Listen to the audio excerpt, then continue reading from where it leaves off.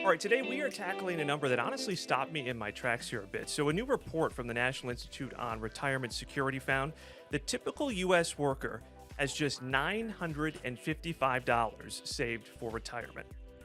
That is not a typo, $955. It's a wake up call, and it also highlights a growing crisis here. More people are being forced to work well past retirement age, leaning heavily on Social Security, or they're trying to stretch savings that, if they have any at all, are not nearly enough. In fact, for workers who do have retirement accounts, the median balance is about $40,000. So today we're asking the question a lot of us might be too afraid to say out loud. How do we get started? What mistakes are costing us the most? And how do you actually know when you have enough to retire? Joining us is Jay Foley. He is the president of MaxGuard Wealth based in New Jersey. He is here with some clear, practical advice to help us start fresh or to just get us back on track, Jay. We appreciate you coming in. Thanks so much for having me, Josh. So, Jay, what is your initial reaction? I emailed this report over to you, and my head was kind of blown. What did you think? I was equally blown away by it. I was surprised. As a financial advisor, normally when people come to see me, they've already taken that first step and actually started to save in retirement. So, yes, I will admit I was surprised and pretty saddened, to be truthful with you. For some background and context for our listeners too, 30 plus years of experience in financial and investment strategies, right? Correct. Been a financial advisor for 30 years, helping people retire. So clearly then, most people are not saving enough or any. Where do you sort of see the disconnect in how we got here? It's out of sight, out of mind. I was thinking this morning about this, and I was thinking that we pay so much for streaming services. We pay so much for utilities. If someone was going to turn our utilities off, we would certainly find a way to pay the bill. If someone was going to turn our Netflix off, we would certainly find a way to pay our Netflix bill. Yet retirement seems to be very far down the list on what we consider to be an important monthly bill, if you will, that we should be paying. I would really like to see us reverse the order of those things and realize that paying ourselves is probably the most important bill that we'll ever pay. With that in mind, too, and you had sent me over this stat as well. You said roughly about 56 million U.S. workers don't have access even to an employer-sponsored retirement plan. Right. Because it's definitely probably the most convenient route for people, right? You sort of set it and forget it. Yeah, exactly right. Just the same way you get a paycheck every 2 weeks, there's money going into the account every 2 weeks. It's extremely easy. We're seeing too, I guess, in the absence of a plan or maybe a convenient plan, so people are getting to retirement, they're leaning heavily right on their Social Security, or they're simply, people are just opting to work longer, right? Right. Social Security is important. It's a piece to the puzzle, but it's not going to solve the entire retirement dilemma. And if you're counting on Social Security solely to cover your needs in retirement, you're going to have problems. Is that sort of one of the common misconceptions you find people have, is that they're going to be able to rely mostly on that? Yeah, I think what a lot of people do is they look to their parents or they look to their grandparents and they think, well, okay, well, when my grandfather retired, everything worked out great for him, or when my father retired, everything worked out great for him. The fact is, things were different back then. The overwhelming majority of people working back then had pensions. They had pensions. And when they retired, believe it or not, a lot of people used to get a raise because the day they retired, they would get their pension and Social Security would kick in. Something like 83% of people working today do not have any sort of a pension. So that's left on, it's now their responsibility to kind of create that pension for themselves. And I'm not that optimistic either that Social Security is still even going to be around at all. I think the latest report from the SSA was that by 2030, if Congress takes no action, it'll be depleted. Yeah. So I'm not going to put any eggs, I think, in that basket. Right. Personally speaking. So on that note, okay, so we're talking about maybe some common misconceptions that people make when they're thinking about retirement, thinking about how much to save for retirement. Are there some common things that come up with your clients whether they're far off from retirement or they're getting close? Do you find some commonalities in your conversations? Absolutely. I'll start off by saying that everyone's looking for that magic number. People come into my office all the time and they say, Jay, what is that number that I need to retire? And there is no number. What retirement is not about having a giant pile of money. Retirement is about income. That is what it's about, nothing other than income. In retirement, we actually just need enough income to cover our needs. And that income can come from various sources, one of which is indeed Social Security, very, very important part. You may be one of the lucky few that has a pension. That might be another important part. But more often than not, probably 90% of the time, we're going to be drawing on some of their invested assets to create an income stream in retirement. So retirement is all about income, income, income.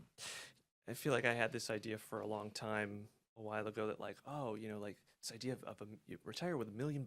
Right. You were set. Like Sure. that's all you need. You just need to cross that threshold. Yep. I've been shocked to learn as I've gotten older and more in with what I'm doing now that like that pales probably in reality to what Yeah. you're actually going to need. Yeah, it's wild when you think about the term millionaire. What did that mean growing up? Right. When I heard someone was a millionaire, I think, You're wow, set. they're rich, Well, the experts tell you to withdraw maybe 4% a year in retirement of your account. So if you have $1 million saved for retirement, that's $40,000 a year, and that's pre-tax, which is fine. I mean, that's a decent chunk of money. You add Social Security to that, it's okay, but you're certainly not living large with those numbers like a millionaire. No, not even close, right? And when you look at everything that we're dealing with now with inflation and the rising costs course. of housing, by the time you hit retirement, whenever that may be, but the rate we're going, it's only going to 40,000 or whatever you said. It's going to Right. be even less and less Absolutely. the further we get, right? And most of those assets are pre-tax. We're talking about 401ks and IRAs. So when you take that money out, you actually have to pay taxes on that $40,000. So it may not be as much as you even think it is. And then you think about the state of our country and the fact that we do have a $38.5 trillion national debt. There may be taxes going up a lot in the future. Do you find people forget about that, or maybe willfully choose to ignore the tax burden? What we were told as we were saving for retirement was that, okay, we'll put our money into these 401ks and these IRAs pre-tax. We'll get a pre-tax break. It will grow tax deferred, Mhm. which is all great. This is Mhm. all wonderful. And then when we take the money out in retirement, we're going to be in a very low tax bracket, so we won't pay much in taxes. Because the idea is you're going to have less income. That's correct. That's the idea. But the reality is, if you took a poll and asked 100 people, do you think taxes are going to go up or down in the future? I think it would be 100 to 0 in one direction, Just based on that, the fact that that's going to happen, your tax liability is going to increase. For sure. Even if you are, technically, you have less income. Yeah, I think you may be making less money in retirement. You probably will be. But our economy, our country, our balance sheet is in such a state that taxes have to go up. They just do, unfortunately. I just happened to have met with my financial advisor a week or so ago, and we were going over where I'm at and strategies and whatever. And one of the conversations that came up was talking about factoring in the costs for healthcare Oh, yeah. post-retirement. Right. And how much it costs, because my advisor happened to be dealing with an aging in-law, Right. and they were facing this head on now, and it's astounding the cost of just an assisted living facility annually. Of course. And course. so is that something that people overlook? Is factoring that in after retirement too? Is just how astronomical these healthcare costs can be? Yeah, we're living so long now. We're living so long. Yeah. Living into the 90s, into your 90s used to be a pipe dream. Now it's almost kind of the norm. There are some pretty staggering stats out there. But actually, if you don't mind, I'm going to maybe try to draw it back a little bit and kind of bring these numbers down to earth. There's a stat out there that basically says, hey, there's a 70% chance you're going to end up in long-term care. And oh, by the way, a nursing home costs about 10 grand a month. All right. So that means you're going to be paying $120,000 a year. The reality about long-term care is long-term care does not necessarily equal nursing home. You could be at home. Technically speaking, long-term care means you can't do 2 out of 6 activities of daily living. That's what that means. You could theoretically be at home reading a book on the couch, and you could be in long-term care, technically speaking. You don't necessarily have to be in a nursing home. You may have a loved one taking care of you. You may have your spouse taking care of you. You may have your children taking care of you. If none of those apply, you will probably have a home health care aide, which isn't cheap, but it's nowhere near these $10,000 a month numbers. Sure, that's fair. Yeah. But in my experience, or maybe my own philosophy, is like plan for the worst case scenario. That's right. You do have to plan for the worst, unfortunately. And this isn't a topic that people enjoy talking about. Hopefully, you're not going to, be in a nursing home. Hopefully, you're not going to be paying 10 grand a month. But it is something that you have to prepare for. You're correct. Yeah, because I mean, the alternative is either then you've got loved ones who are saddled with those Right. costs, or you're relying on maybe less adequate care, or whatever the case may be. But I agree too. It's also not the conversation that anybody wants to have. Even less than retirement. People don't want to talk about retirement because it's, like you said before, it's way off. Oh, I'll worry about that in 30 years. This is even more so. This is like the conversation. Nobody wants to talk about healthcare, long-term care, but it's a reality. And again, we're living so long, so many more years than we used to, that it's something that we can't ignore and we have to prepare for. So do you advise people, like, if you're thinking of how long am I going to need income, what am I planning for in terms of, this getting to my next question, is like, when do you know enough is enough? Right. Is it thinking that, like, I need to get to at least 90, Sure. if not older, right? Right. Yeah. Is that the better benchmark now? Yeah, so we use 95. The joke that we have in the office is if you live past 95, that's between you and God. But we get people to age 95. I'm going to talk very briefly about the different phases of retirement, if you don't mind. Okay. So when you retire, let's say you retire in your mid-60s, you are in your go-go years. You're going to do all the bucket list stuff. You're going to be taking the cruises, going on the trips. You're going to be active. That's called the go-go years. That'll last until you're into your mid to late 70s. After that, you're going to be in the slow-go years. You're just hanging out. You're not really doing as much. And then once you hit late 80s, kind of 90s, now you're in the no-go. Is that the no-go? Yeah, no-go years. The only place you're going is the doctor's office. Okay. Go, slow go, no-go. There you go. There you go. That's a helpful way to think of it. Yep, absolutely. And theoretically, then, when you're in those go-go years, people think they're going to be spending less in retirement. It might actually be the opposite. Yeah, actually, I was talking to a gentleman the other day, a colleague, and he was talking about in retirement, it's kind of U-shaped. The income needs are U-shaped, if you will. Like when you start, they're very, very high. You got all those bucket list items, all those things you want to do. Every day's Saturday. Sure. You don't have enough. How did I ever have time to work? So you're spending. And then you get into those slow go years where your income goes down. You're kind of in the bottom of that U.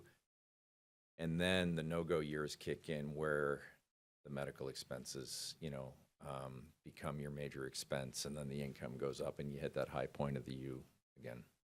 So then can you actually put a definitive number on when is enough? We've Sure. got sort of the age range that we're going for, but the figure. Absolutely. So we can work on a budget. We don't have to worry about inflation. We don't have to worry about taxes. We can actually come up with a budget. We can sit down. We can talk about your monthly bills. We can talk about it from an annual or monthly standpoint, whichever you prefer. We can figure out what you need to live. And this isn't just, pay your bills and then die. We want you to flourish. We want you to enjoy life. We want you to take those bucket list trips, because if you don't take them, your kids are going to take them instead. We want you, Sure. we want you to take them. We can budget for all of this. We can come up with a monthly number. We can do something called a Monte Carlo simulation. Thankfully, with all the technology that we have now, financial advisors are able to take your assets, take your monthly needs in retirement, build in inflation, build in taxes, build in long-term care events, and we have extremely powerful software that can run, believe it or not, 250,000 possible outcomes. And at the end of it, it can come up with like a 99.9% certainty that you're going to have enough in retirement. So it is something that we can do. We have the technology to do it. But in order to run this simulation, you need to have a conversation with a financial advisor, and you need to just shine a spotlight on this whole thing and just talk about what you have, what you need. You'll be able to determine if you're on track. If you're on track, that's great. You can retire. If you're not, we need to start making some changes now. So it needs to be a very honest conversation. That's right. That's right. And that's probably the hardest part. That's probably the hardest part. Well, yeah. I've had other podcast episodes where we talk about the sort of emotional aspect of money and finances, and even sometimes having to admit some of this to your own financial advisor can be difficult. I know. Everything in this world that we live in is just so focused on money, and it's so hard to talk about, and not for everyone. Some people love it. Yeah, some people are totally comfortable talking about it, and then other people, it's like the deepest, kind of darkest thing that they just don't want to touch. I will tell you this isn't an opinion, this isn't a theory, this is just my own experience. When people come into my office and we have this conversation where we just really shine a spotlight on their finances, they always, even if the picture isn't that rosy, they always feel better afterwards. Because at least, we've identified the problem. If there is a problem, we've identified it.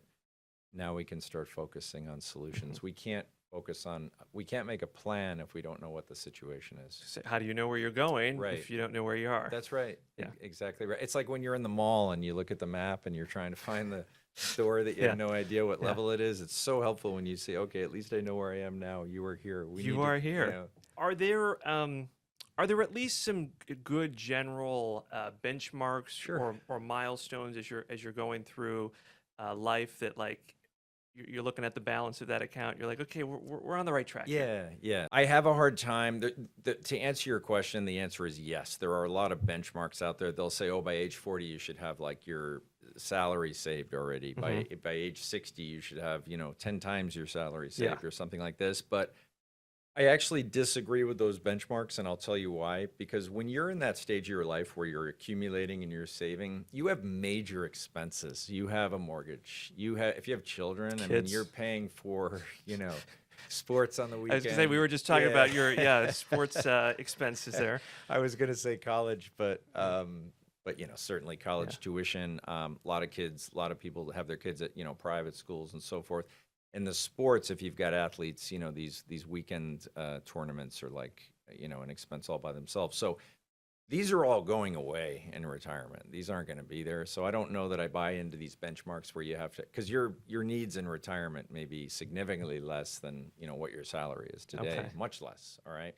No travel for the volleyball tournament for your daughter. Yeah, maybe your grandkids, but you're not paying for it. Exactly. You're just going to watch. But there is one benchmark that I use. I don't know if it's right all the time, but it's a pretty good guideline for me. Is the rule of 4%. So if you take a lump sum and you basically say, okay, if I took 4% out of that every year for the rest of my life, I'd probably never run out of money. So again, if you have $1 million, you could, as long as you're invested somewhat, as long as you're not, foot on the gas, invested, crazy aggressive. If you had $1 million, you could probably take 4% out of it every year for the rest of your life and never run out of money. So rule of 4% is something that I hang my hat on, but it's not as simple as just putting all your money into the stock market and then just taking 4% out a year, because the stock market is a fickle beast and sometimes it doesn't do. As we are witnessing right now. That's right.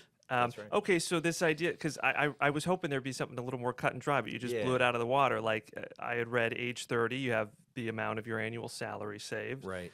40 is 3 times your annual salary, but that's not necessarily. The reason I don't know those numbers is because I don't buy into them. I really don't. I mean, they're nice. It's always helpful to have guideposts and guidelines.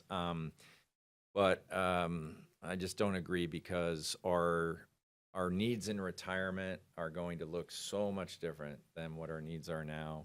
Thinking about what you spend money on now and what you're going to be spending money on in 20 or 30 years, it's apples and oranges. So I would more focus the discussion on, back to what we talked about earlier, let's have an income discussion. Let's not have a lump sum discussion. If you have a big pile of money, that's wonderful. That's great, right? But if you don't, let's talk about income. We basically have to generate as much income as we can, and where is that going to come from? Like, what does that look like as a salary annually? Right. Based on your living and other expenses? Yeah.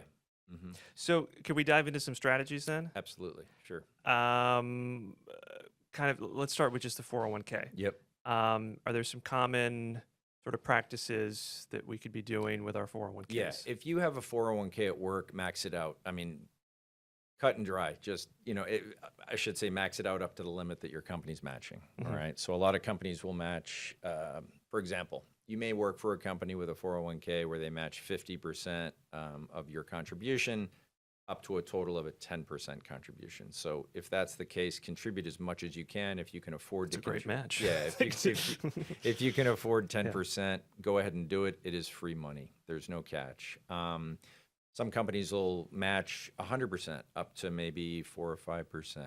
They're basically, it's free money. They're basically giving it to you. And just, to kind of lay it out in the most basic terms here. So you're putting in money, and the company's saying we're going to put in that much money. That's right. As well. That's right. Up Yeah. until whatever the cutoff. Yeah, they'll match your contribution up to a certain point. So if you're lucky enough to have one of those plans, I'm telling you that it is free money and you should be absolutely taking advantage of it. Even if you have a 401k where they do not match, I still want you taking advantage of that, because this is like the set it and forget it conversation. We're always going to find a way to spend that money. When I was a kid, my mother used to tell me I had a hole in my pocket. Unfortunately, that stuff happens when we're adults too. We always find a way to spend that money. If that money is just coming out of your paycheck, you're not even, you're aware of it. We're all aware of it. But, Sure. But it's just automated and it's happening. It's harder to miss when it never quite made it to your bank That's account right. to That's begin right. with, right? That's Absolutely. at least what helps me cope Yeah. with that. That's right. That's right.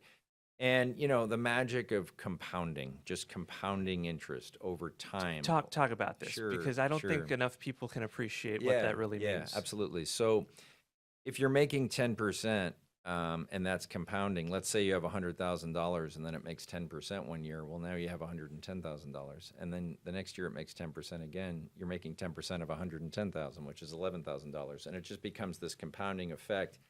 I have seen stuff that you absolutely would not believe. I have seen, I don't know, I've had people come into my office with $3 million in a 401k where they never made more than $100,000 a year. I've seen this. I'm not making this up. And that's because it keeps building on what you're building. Over decades. Just the magic of just being a little bit disciplined and setting aside a couple of $100 a paycheck. There's no immediate gratification from doing that. It's easy to talk about. Yeah. It's harder to do. But once you set it up, it's done. It's set up. Well, even the magic of compound interest, going back to the conversation, the meeting I just had with my financial advisor, the difference of waiting 5 years to actually retire, Right. what that did to that lump sum. It was a huge Yeah. difference. Yeah. Again, because of that compound. You give it 5 more years to Sure. compound, Yep. and you could have a way different outcome. Of course. And don't forget, 5 less years now that you're preparing for in retirement too. So on both ends, it's 5 more years of compounding interest and now 5 less years that you need to actually prepare, for retirement. Something else I did within the past 5 years or so was open an IRA. Great. What is the advantage of that? Sure. So if you're a high earner, and you're in the 22, 24% or even 32, 37% tax bracket, when you make a contribution to an IRA, to an individual retirement account, that money goes in pre-tax, which means that you're allowed to deduct that from your taxable income. So right now, if you're under 50, which you are by a lot, you can put $7,500 into an individual retirement account. All right. What that means is you're allowed to take $7,500 off of your taxable income, which is a great deal. It makes things a lot easier at tax time. That money grows tax deferred the entire time that you were working.